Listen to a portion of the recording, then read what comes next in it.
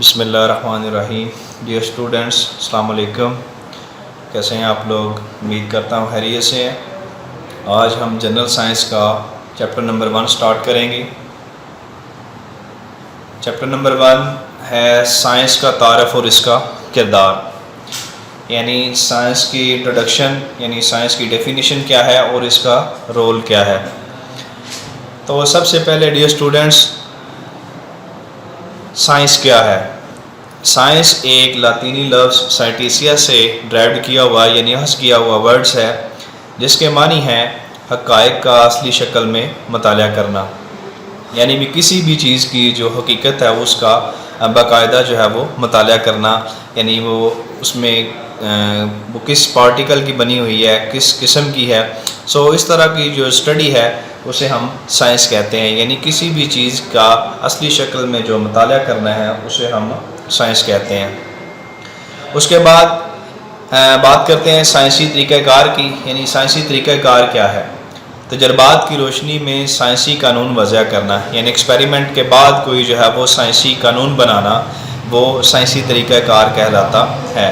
یعنی سائنسی طریقہ کار کے اندر ہم کسی بھی ایکسپیریمنٹ کے بعد اس کے بارے میں ہائپوتھیسس اور اس کے بارے میں کوئی بھی قانون جو ہے وہ وضع کر سکتے ہیں، جو آگے جو ہے وہ عملی اس سے آگے عملی کام لیا جا سکتا ہے۔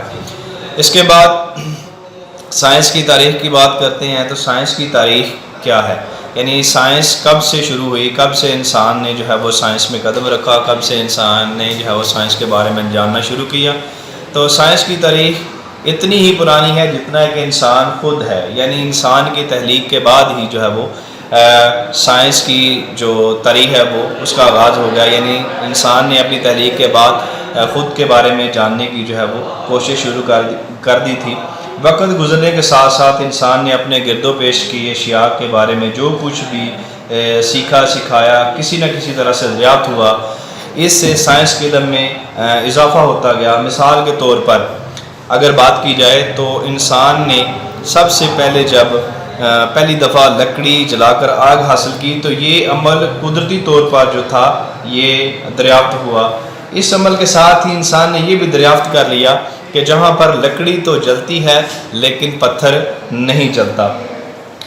اس کے بعد سائنس کی تاریخ میں یونانی فلاسفروں کا جو دور آیا، تو اس دور کے اندر یہ دور جو تھا یہ 500 سے لے کر تقریباً 600 سن عیسوی تک جو تھا یہ یونانی فلاسفروں کا دور تھا۔ یونانی فلاسفر جہاں دوسرے علوم پر حاوی تھے وہاں سائنس میں بھی ان کا کافی عمل دخل رہا ہے۔ ان کا نظریہ یہ تھا کہ دنیا میں تقریباً جو تمام چیزیں ہیں وہ 4 ایلیمنٹس یعنی ہوا، پانی، مٹی سے مل کر بنی ہوئی ہیں، یعنی دنیا میں جتنی بھی چیزیں ہیں وہ ان 4 مرکبات یعنی ہوا، پانی اور مٹی سے مل کر بنی ہیں۔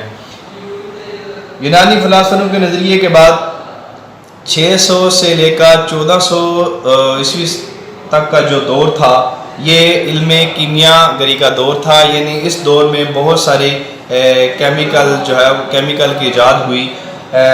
کیمیکل کی ایجاد میں ہم دیکھتے ہیں کہ آرسینک دریافت ہوا، عملے کشید کے بارے میں جو ہے وہ دریافت ہوا، اس کے بعد ریٹارڈ دریافت کیے گئے۔ اس دور کو بجا طور پر مسلمان سائنسدانوں کا دور کہا جاتا ہے، یعنی یہ مسلمان سائنسدانوں کے ہی کارنامے ہیں۔ آرسینک دریافت کرنا، عملے کشید یا ریٹارڈ وغیرہ کی دریافت جو ہے وہ مسلمان سائنسدانوں کی خدمات کا ایک نمونہ ہے۔ انہوں نے ہی پہلی مرتبہ کیمیا کو ایک تجرباتی سائنس کے طور پر متعارف کروایا۔ اس دور میں ان گنت تجربات کیے گئے اور بہت سے نئے کیمیائی عوامل بھی جو تھے وہ دریافت ہوئے۔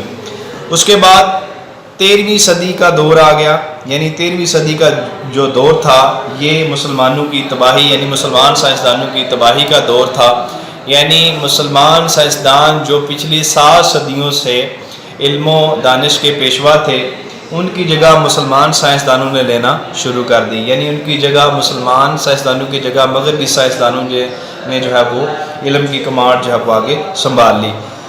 چنگیز خان اور ہلاکو خان کے ہاتھوں عالم اسلام پر آنے والی تباہی سے مسلمان جو 7 صدی سے علم و دانش کے پیشوا تھے وہ پیچھے ہٹنے لگے اور ان کی جگہ مغربی سائنسدان جو کہ Isaac Newton, Gregor Mendel, Edison, Marconi, Einstein جیسے نام سر فہرست ہیں.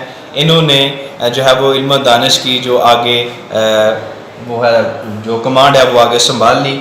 تو یہ تھا اسلام سائنس کا کچھ تعارف یا اس کی تاریخ.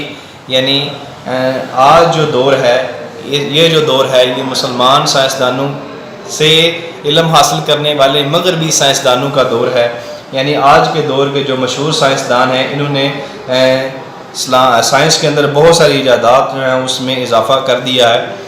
سو ڈیئر اسٹوڈنٹس، یہ تو تھا سائنس کا مختصر سا تعارف اور اس کی تعریف اور اس کی تاریخ جو اس لیکچر کے اندر ہم نے جانی. انشاءاللہ اگلے لیکچر کے ساتھ دوبارہ حاضر ہوں گے. تب تک کے لیے اللہ حافظ.